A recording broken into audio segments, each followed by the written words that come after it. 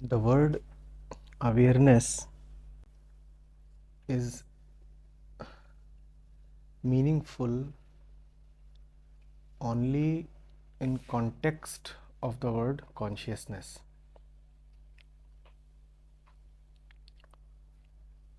Consciousness is a divisive phenomena.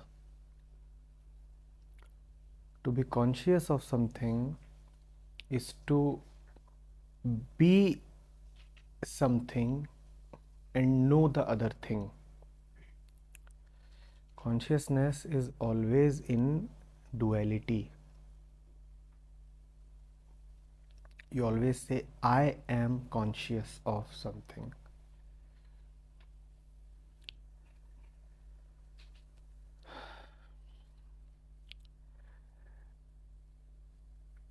When you go close to what you are conscious of, when you are really inclined to know and realize the object of your consciousness, then you soon discover that it is impossible to know that object without turning inwards. You have to know the subject also.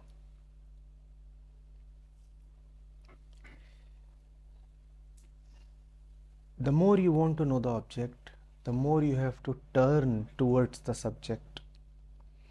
The more you turn towards the subject, the more you see that the subject and the object are inseparable, that they are one. If they are one, then the difference between the subject and the object disappears. Now there is no telling apart the subject and the object. They are one, and hence they are nothing. The subject and the object hold a meaning only when they are separate. When you are one with the object of your consciousness, when you are one with the world, then there is no point in saying you and the world. Then there is just one entity, and that one entity is neither you nor the world. Both you and the world disappear. This disappearance is the end of consciousness. This disappearance is the end of duality. An empty space free of consciousness remains. This is awareness. So in awareness, there is no you and there is no world. You can always claim that you are conscious of something, but never say that I am aware of something. In awareness, there is neither I nor something. This also tells us about the nature of consciousness.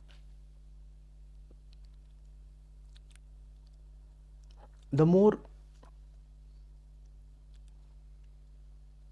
deeply you are conscious of something, the more that thing starts disappearing.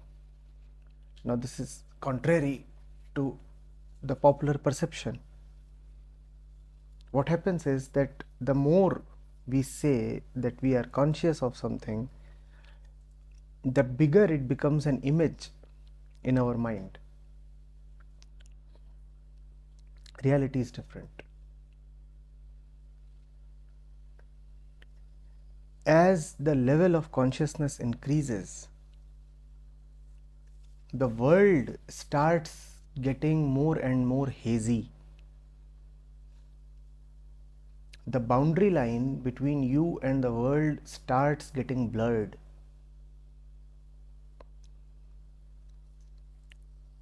You start seeing yourself in whatever you see. You start finding it difficult to go just by what your eyes are telling you.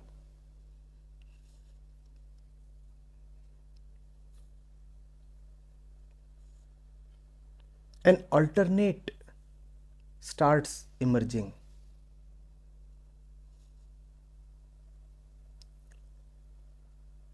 That alternate is not another world, but just the absence of the world.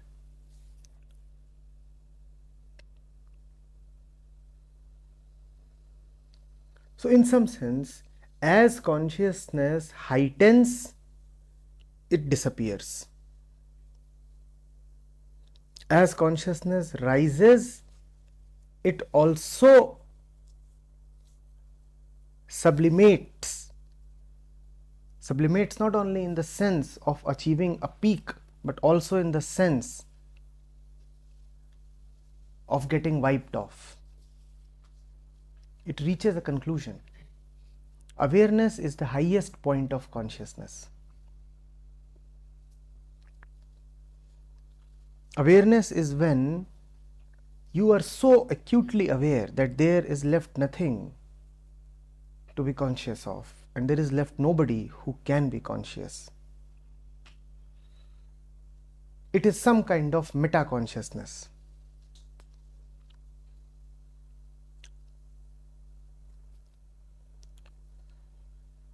So, you can be conscious, but you cannot be aware. There is just awareness. There is just awareness. Neither you nor any object. Just awareness. Is that clear?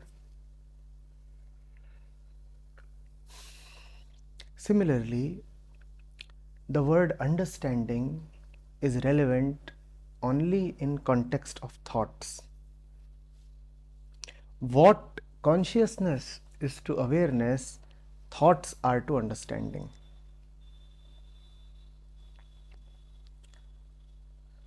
So you are thinking, and thinking is a process in consciousness. But if your thinking is well directed, soon thought will come to a point of dissolution. Now thought is gone. Not that thought has reached some kind of condensation. It is just gone. Not that thought has reached some kind of crystallization. It is just gone. Not that you have received an answer to your questions. The question is just gone. This is understanding.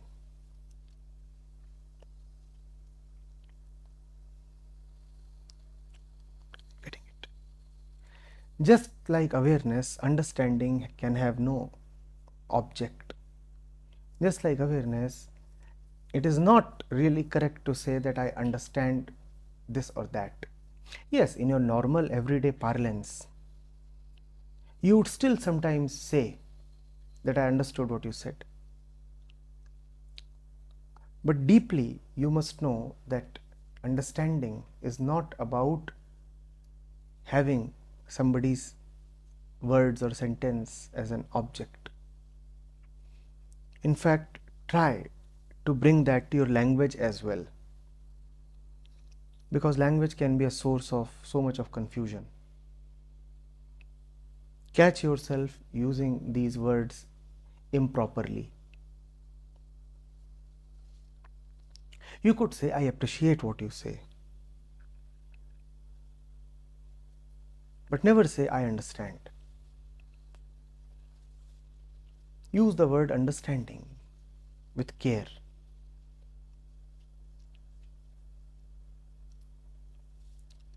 Are you getting it?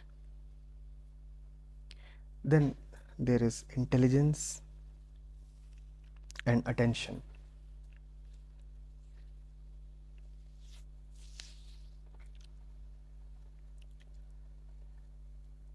The mind is a place where two distinct forces operate.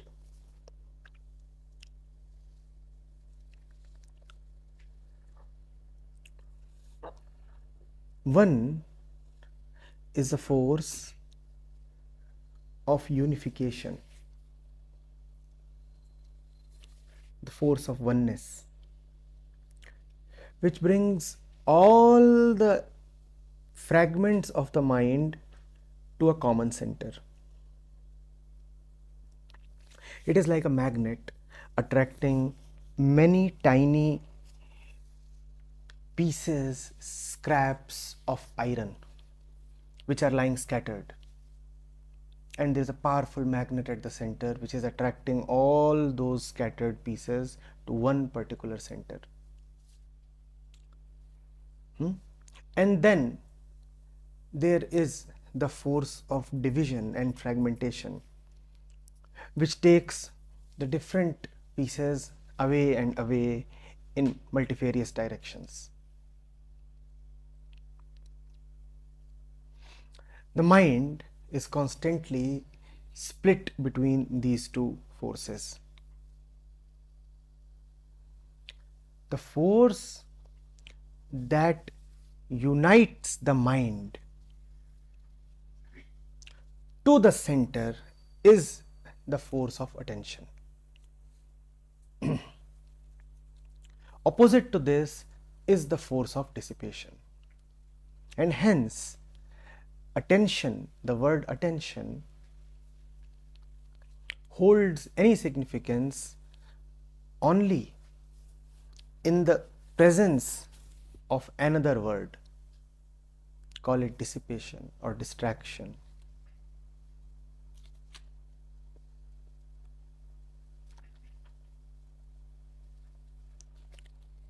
Attention is the coming together of the mind's energies towards the one center. Just coming together is not sufficient. They have to also come together towards the center. If they are not coming towards the center, then it is merely concentration.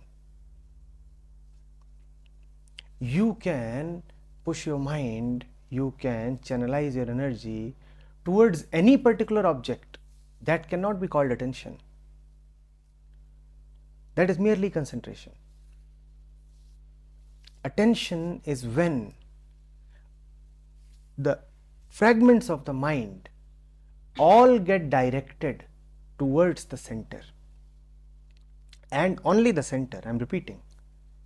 Concentration is easy because it is easy for the mind to be directed totally towards an object of its desire. That is concentration. You want something or you are afraid of something, your mind becomes total in looking at it. We will not call that attention.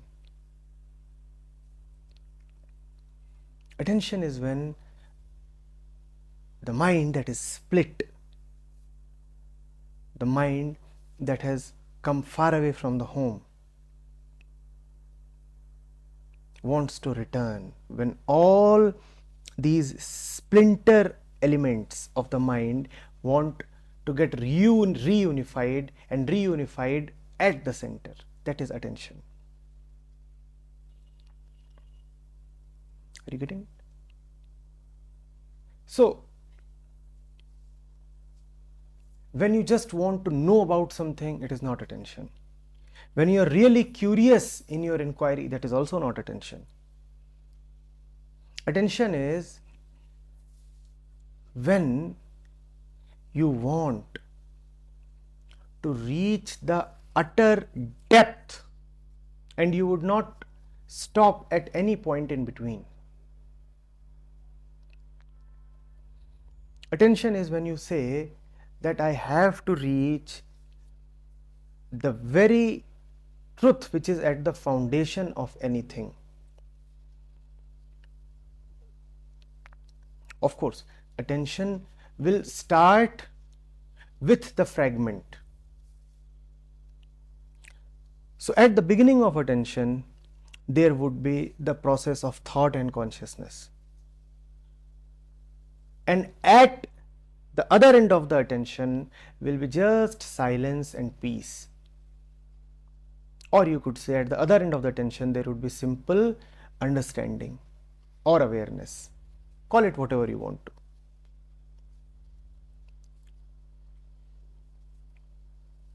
Getting it? Attention takes the mind on a journey. Understanding is a state, a finality. Awareness too is a finality. Nothing is happening there. In understanding, all happening has ceased. In awareness too, all happening has ceased. And understanding and awareness are just the same. But in attention, things happen. It is a movement, it is not a cessation. In attention, there is a movement from consciousness to awareness, from the periphery to the center, from the fragments to unification. Are you getting this? That is why I say that attention is the bridge between thought and understanding. Starts with thought, ends with understanding. All right. Then there is intelligence. What is intelligence?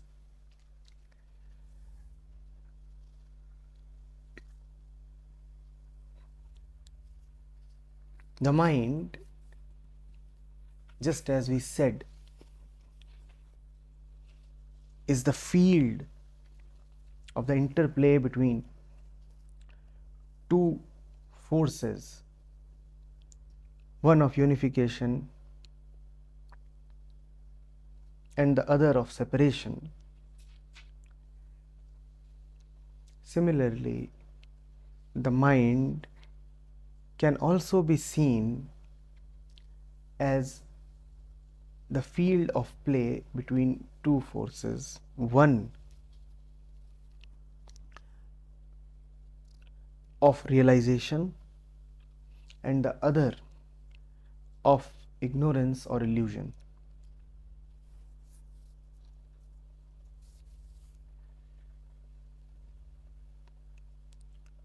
Intelligence is the force within the mind, the foundation of the mind, that helps one see, realize and discriminate. There is much in the mind which prevents one from realizing, and there is much in the mind which helps one to realize. What helps you realize is called intelligence. Getting it? That which helps you realize is intelligence.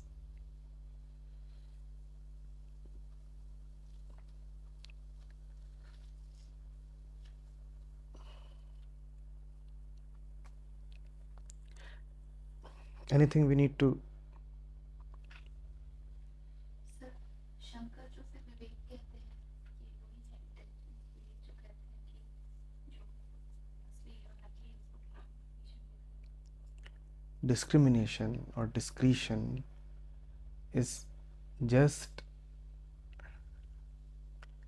a function of intelligence. Intelligence not only discriminates, it also unifies. It not only rejects, it also surrenders. So Vivek, or the faculty to discriminate, is just a small function of intelligence. When you really see the false against the truth, you not only reject the false, but parallelly you also surrender to the truth. So intelligence is wider than Vivek.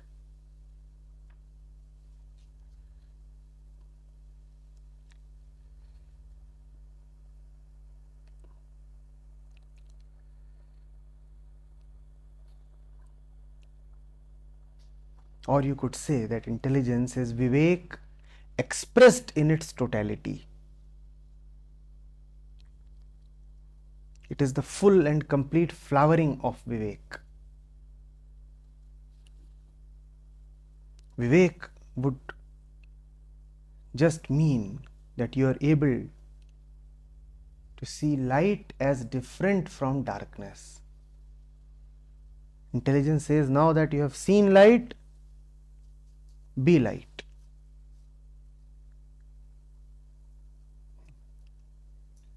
I have one question.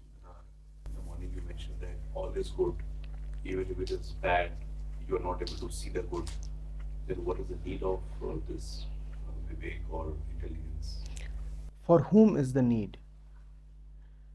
For whom is the need? Is the need for someone who is seeing everything as good? The question is, if everything is truth, if everything is godly, then why is there a need to discriminate? The question is, for whom is everything godly? Is everything godly for the common man, for the common mind? The common mind is always living in duality and hence always making choices, always differentiating. Or is he saying that no, everything is just godly, that all is truth? So when you are making choices, then you should be able to make intelligent choices. The one who is already living in intelligence does not need to be told about intelligence. Actually, for him, the word intelligence becomes meaningless. He is already living, breathing, eating in intelligence. When we are saying that all is God, is that a mere statement? To a mind that is busy escaping from something or achieving something or differentiating between this and that, living in distinctions, having choices, all is not good at all. He is seeing things differently. For him, there is diversity. And when there is diversity for you, then you should be able to understand what is what. This is intelligence. If diversity has ceased to exist for you, if day and night are the same for you, then the word intelligence has no meaning, no use. But if day and night are still different for you, if friends and enemies are still different for you, then the word intelligence holds great significance. Then you should be really able to distinguish. That is intelligence.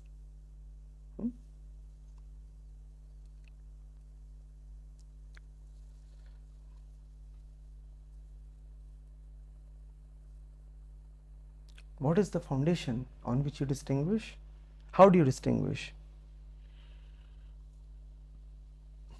The way it has been classically said is, if it is subject to time and space, then it cannot be the one truth. This is intelligence.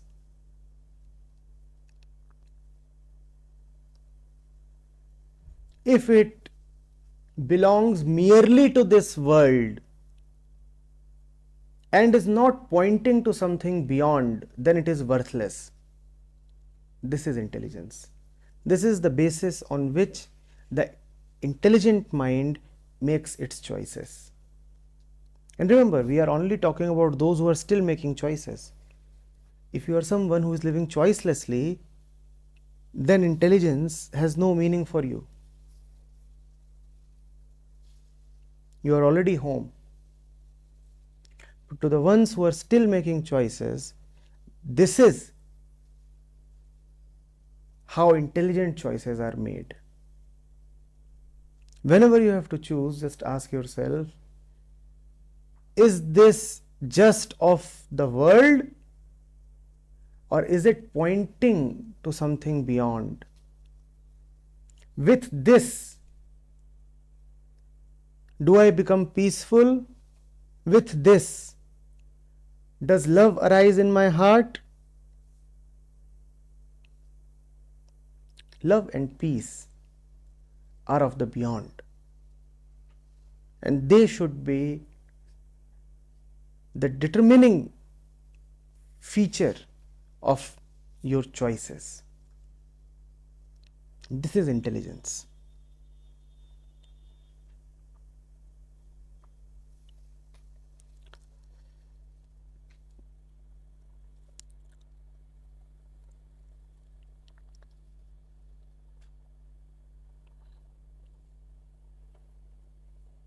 Will it just come and go away in time, or will it give me a flavor of the timeless? So many things keep happening to me. Will it be just one of those things, or will it give me something that things cannot give me?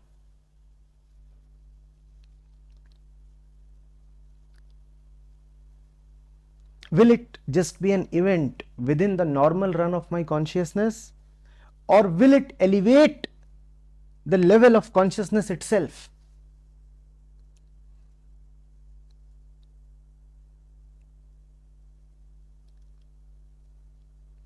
This is how intelligence operates.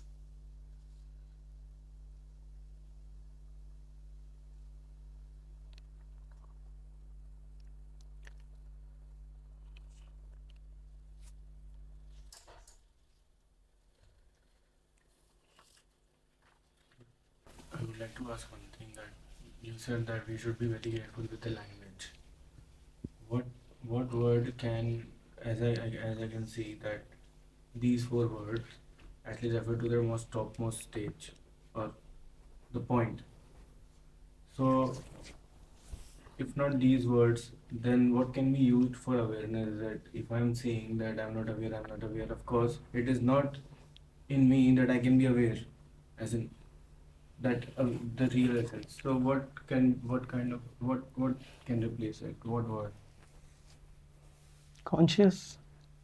Be conscious. And intelligence are the forces working on them.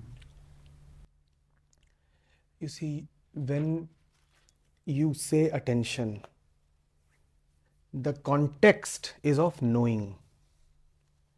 And when you say intelligence, the context is of separating. When you pay attention to something, you want to know what that thing is. Attention always starts with thought, right? It is on one end of the attention is thought, and thought always has an object. You want to really know what it is. So attention has an object whose reality is to be known. Intelligence has an object that needs verification. Intelligence has something as its object from whom the falseness has to be separated.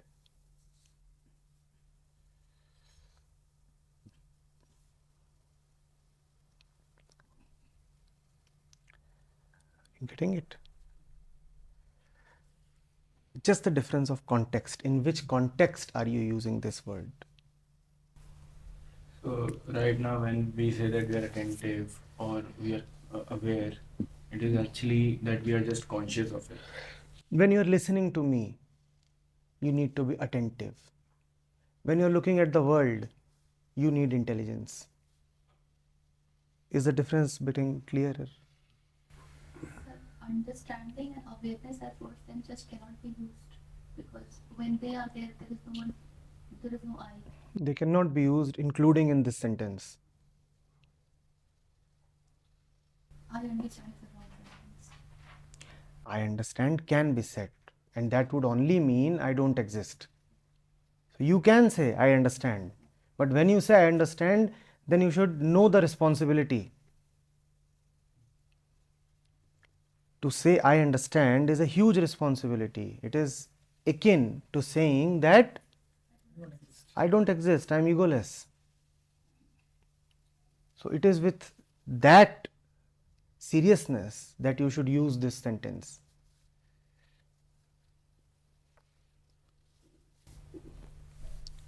So I is just a utilitarian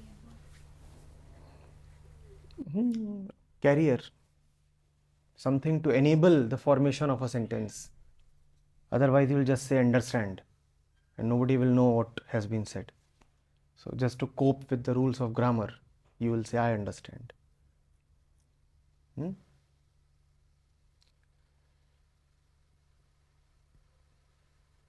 It is just like a spoon carrying the ice cream. You don't eat the spoon,